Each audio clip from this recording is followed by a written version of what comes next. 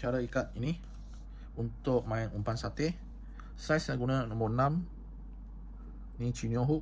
Lepas tu saya mau ikat itu knot atas. Saya guna unit knot. Okay. Lipat macam ni, pusing. Okay, mata kain tajam sangat, jaga. 1, 2, 3, 4, 5 lau. Tarik sini.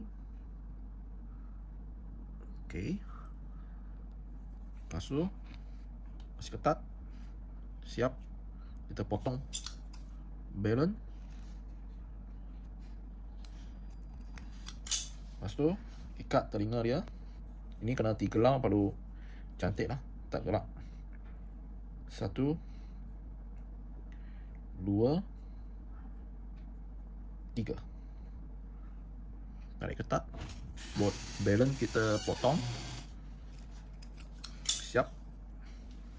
Okey, untuk umpan sate, ulat, roti ke, cacing ke pun boleh. Selamat mencuba.